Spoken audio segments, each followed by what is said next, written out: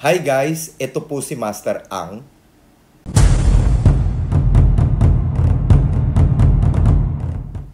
Hi guys, today ang pag-uusapan natin, ampaw. Ito yung ginagamit natin na pangregalo sa mga mahal natin sa buhay o sa mga ibang tao na gusto natin bigyan ng regalo. Ngayon, anong totoo sa ampaw? Ito po ang totoo sa ampaw. Kasi marami po sa mga tao na ang paniniwala sa ampaw, kapag binigyan ka ng ampaw, suswertein ka.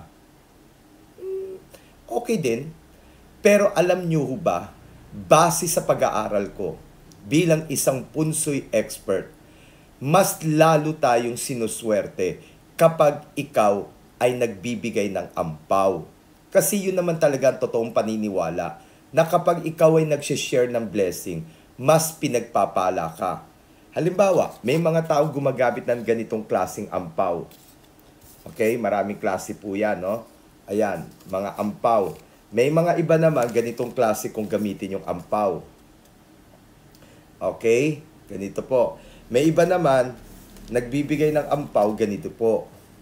Okay, ganitong klaseng ampaw. Ngayon, bakit ba lahat ng tao ang paniniwala na kapag binigyan ka ng ampaw, swerte? Pero bakit hindi nyo naisip o bakit marami sa mga tao na hindi nakakaintindi na ang ampaw, ginawa po yan para mag-share ng blessing? Alam nyo ba, sa kultura namin mga Chinese, na kapag kami ay sumasapit yung bagong taon at kapag nagbibigay kami ng ampaw, paniwala kami na kami ay pagpapalain, kami ay suswertihin. Kasi nagbibigay po kami, nagsishare po kami ng blessing. Opo, ngayon, ako po si Master Ang. Palitan niyo po yung mga paniniwala niyong mali, na kapag binibigyan kayo, mas sineswerte kayo. No, mali. Okay lang na makatanggap ng mga ganitong klaseng ampaw. Okay lang, bigyan ka ng ampaw, bakit nga namang hindi swerte, binigyan ka, niregaluhan ka, lalo na kung ang nilagay dito malaking pera. Pero alam niyo ba, na mas suswertehin ka kapag ikaw mismo ang nagbibigay ng ampaw. Kasi yun naman talaga ang totoo. Paulit-ulit ko sinasabi kasi it's about time para i-correct ko na kayo. Kasi ako, base sa pag-aaral ko, karamihan ng mga Chinese, kapag nagbibigay sila, bumabalik sa kanila lahat ng blessing. Bumabalik sa kanila swerte kasi sila yung nagbibigay. Kaya, mali ang paniniwala nyo na kapag kayo ay nakatanggap, suswertein kayo. Swerte matuturing kasi niregaluhan kayo. Pero kung ang pinag-uusapan ay yung mag-a-attract ng swerte na papasok sa'yo, mas maganda kung ikaw mismo ang magbibigay. Hindi importante kung gaano kalaki ang iaabot mo. Ang importante, nagbibigay ka gamit ang ampaw. Kasi yun naman talagang totoong paniniwala.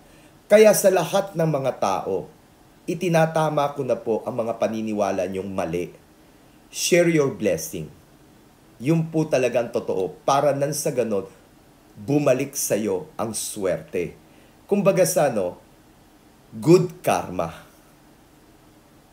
Kaya sa lahat ng mga tao, gayahin niyo po ang mga Chinese. Hindi po sila umaasa na bibigyan sila. Hindi. Tayong mga Pilipino lang talaga mahilig tumanggap. Tapos, paniwalang-paniwala tayo na kapag nakatanggap tayo ng pera, ng ampaw, ilalagay natin sa pitaka kasi magdadala sa atin ng swerte. Pero ang problema, kapag gipit ka na, kapag marami ka ng mga gastos, yung binigay sa iyo, kukunin mo rin naman Pagkatapos mo kunin, gagamitin mo rin. Kukunin mo, tapos gagamitin mo. O, di ba? Mali. Niloloko mo lang yung sarili mo ganun din naman kukunin mo rin at gagamitin mo rin. Sino bang mga Pilipino na binigyan ng ampaw na hindi ginamit yung pera? Ginamit nyo rin, ginastos nyo rin.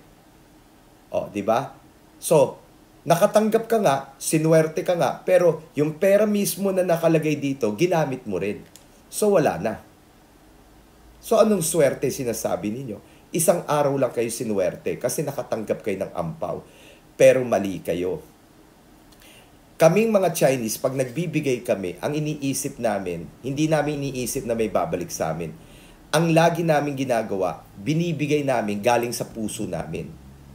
Nagbibigay kami bilang regalo sa mga tao na karapat-dapat na regaluhan at binibigyan namin tuwing sasapit ang Chinese New Year. Kahit sa Western, pwede nyo po rin po ito gawin sa Western. Kasi di ho ba pagka sumasapit ang Pasko o di kaya bagong taon na this January 1st, ayan ang pinakamaganda na gagawin ninyo. Kapag may dumarating sa bahay, binibigyan nyo po ng ampaw. Regalo. Kailangan galing sa puso. Hindi pwedeng napipilitan lang kayo. Kasi hindi ka suswertein kung napipilitan ka. Parang labag sa kalooban mo. Parang napipilitan ka lang para magbigay. Para lang iniisip mo na para swertein ka, magbibigay ka. Kahit na alam mo sa sarili mo na parang ayaw mo magbigay. No, hindi pwede. Kailangan kapag nagre-regalo ka, kailangan bukal sa kalooban mo. Huwag mong iisipin na may babalik sa'yo. Huwag mong iisipin na suswertein ka. O totoong paniniwala na kapag ikaw ay nagbibigay ng ampaw, swerte. Pero wag mong isipin yon. Ang isipin mo, kaya ka nagbibigay kasi gusto mo. Hindi yung parang naghihintay ka na, ay, pag nagbigay ako, may darating na swerte. Wag. Yan ang gusto kong ipaliwanag sa mga tao kasi ganyan tayo mga Pilipino. Iba ang paniniwala ng Chinese, iba ang paniniwala ng Pilipino. Ang paniniwala ng Pilipino, kapag nagbibigay ka, suswerting ka. Pag tumatanggap ka, suswerting ka. No, hindi ganon. Kailangan bukal sa kalooban mo at hindi mo iniisip kung anong babalik sa'yo. Kahit na totoo na suswerting ka kapag nagbibigay ka ng ampaw. Pero mas maganda, buray mo sa isipan mo na kapag nagbibigay ka, may babalik sa'yo maganda. Hindi ganon. Hindi ganun. Kailangan magbigay ka ng galing sa puso mo.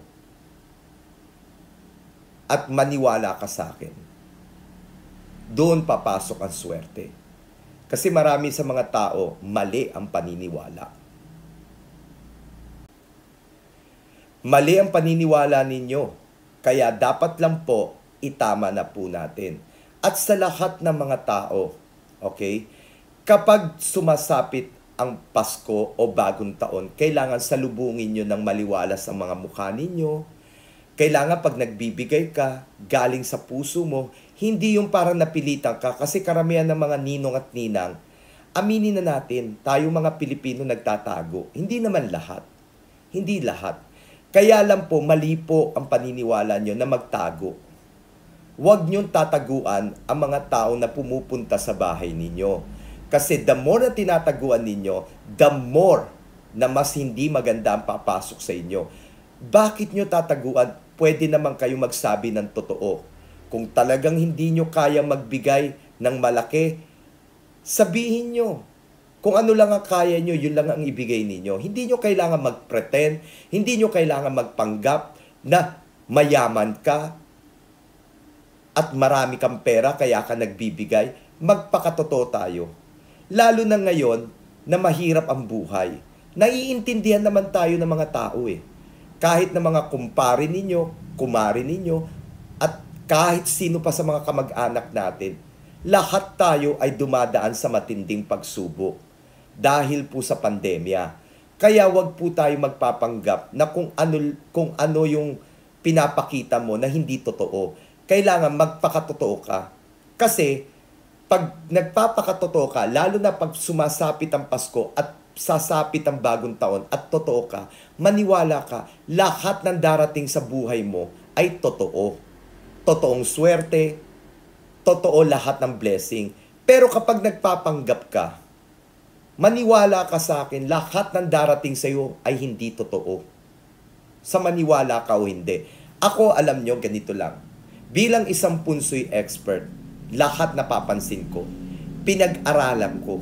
Hindi ko basta-basta sinasabi lang to dahil akala nyo na parang lahat ito gawa-gawa ko lang.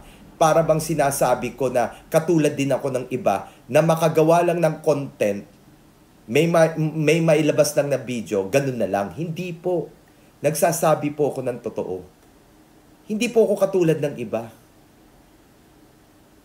Kaya ako ginawa tong video to dahil para turuan kayo ng tama sa maniwala kayo hindi. Hindi ko na kailangan pansinin ang lahat ng sasabihin ng iba. Karamihan naman ng mga nagko-comment ng hindi maganda sa akin. Yung iba naman kasi, may mga loyal na punsoy expert na gusto nila, na ayaw nila akong paniwalaan. At ang iba naman nagko-comment, yung mga nagtitinda ng lakot siya na tinamaan sa mga sinabi ko. Kaya, wala na akong pakialam sa sasabihin ng iba. Basta ang importante, nagsasabi po ako ng totoo. Hindi po sayang ang panunod nyo sa akin. Dahil sa totoo lang, nagtuturo po ako ng tama. Kaya sa lahat ng mga tao, kung sasapit ang Pasko at ang bagong taon, uulitin ko sa huling pagkakataon. Huwag nyo pong tataguan ang mga kamag-anak ninyo, mga inaanak ninyo. Huwag. Kapag oras na gano'n ang ginawa ninyo, sa maniwala kayo hindi. Hindi po maganda yan. Mag-a-attract po yan ng malas. Mag-a-attract po yan ng negative. Bakit nyo kailangan taguan kung pwede naman kayong magpakatotoo? Ang swerte dumarating sa atin kapag totoo tayong tao. Pag hindi natin kaya, magpakatotoo tayo. Magbigay lang kayo ng kung anong kaya nyo. Wag na wag ninyo iiwasan o wag na wag nyong tataguan. Mag-aanak ka ng marami. Tatanggap ka ng maraming inaanak. Pagkatapos, pagdating ng Pasko, pagdating ng bagong taon, tataguan mo. Hindi mo ba alam? The more na ginagawa mo, ilang taon mo na ginagawa yan? Ilang taon na? Ilang taon ka nang hindi pinapasukan ng swerte? O, kung ikaw kaya ang taguan ko, kung ikaw kaya ang pumunta sa bahay ko at tinataguan kita, sa tingin mo kaya, maganda ba yon? Aminin na natin, pangit naman talaga na tinataguan mo ang tao na hindi ka nagpapakatotoo. For what? Anong reason? Dahil ayaw mo lang magregalo. Bakit? Hindi ba pwede magpakatotoo? Pasensya na po kayo, wala po ako Ito lang ang kaya ko. Hindi ba pwedeng ganon? Para nang sa ganon, pag nagpapakatotoo ka, lahat ng kung anong meron sa mundo o kung ano man ang ginagalawan mo, sigurado totoo din ang darating. Pero kung plastic ka, teke kang tao, nagpapanggap ka lang, maniwala ka sa akin. Hindi rin totoo ang papasok na swerte sa'yo. Kaya napapanahon na para i-correct ko kayo. Kasi marami sa mga Pilipino, aminin na natin, mayabang lang tayo. Nagbibigay lang tayo kasi gusto natin magpa-impress. Pero ang totoo, marami sa mga Pilipino, pakitang tao lang. Yun ang masakit O, bakit? Tinamaan ka? O kung tinamaan ka, pasensya na po. Wala po akong masamang intensyon.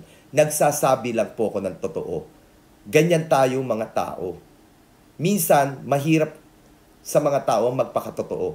Kasi, natatakot kayo sa sasabihin ng kamag-anak nyo. Natatakot kayo sa sasabihin ng mga kumpare nyo at kumari ninyo.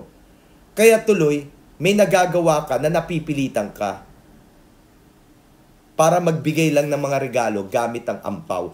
Mali. Maling-mali ka. Magpakatotoo ka. Once and for all, magpakatotoo ka. Kung ano lang ang kaya mo, yun ang ibigay mo. At maniwala ka sa akin. Papasok ang swerte na totoo din. Huwag tataguan, huwag iiwasan dahil wala ka namang ginawang masama sa mga kamag-anak mo at sa mga inaanak mo. Wala kang ginawang masama. Nagpapakatotoo ka lang kung ano lang ang kaya mo. So, anong masama doon? Pero kung iniiwasan mo sila, siguraduhin ko sa'yo, iiwasan ka rin ng swerte. Ito po si Master Ang. Ginawa ko po itong video to para i-correct ko na kayo. Dahil papapasok na po ang Pasko at ang bagong taon at ang Chinese New Year. Napapanahon na po para turuan ko kayo ng tama sa isang paniniwala na totoo, hindi sa kung ano-anong gawa-gawa lang. Kaya sa lahat ng mga nanood, maraming pong salamat sa lahat ng mga nanood dito sa video ko. Sa lahat ng mga nagko-comment na magaganda, thank you po. Sa mga hindi naniniwala sa akin, salamat din po. Walang problema sa akin kung mabash ako. Kung napaplastikan kayo sa akin, okay lang. I don't mind. Basta ang importante, sa iba, totoo ko. Sa ibang tao, totoo ko. Kasi, mas gusto ko kasi yung hindi ko pinipilit ang sarili ko sa inyo. Tanggapin niyo ako kung sino ako, kung ano ako, at kung ano kaya kong ituro sa inyo. So ito po si Master Ang, nagpapasalamat po, at hanggang sa muli, marami pa ho kong ilalabas na video na ituturo ko sa inyo ang tama, na hindi ko talaga sinasadya na gumawa ng mga content na wala namang katuturan. Gagawa po ako ng mga content na talagang may kapupulutan kayo. Kahit na paulit-ulit ako nagsasalita na makulit. At sana tanggapin nyo na ganito po akong tao. Ako po si Master Ang, muli nagpapasalamat po sa lahat ng mga nanood. At abangan nyo pa ho ang susunod ko pang mga video. Pasensya na po kayo, nabubulol ako. Wala pong scripted dito. Ito po ay totoo, galing sa puso ko lahat ng sinabi ko. So ito po si Master Ang, muli maraming salamat po. Hanggang sa muli.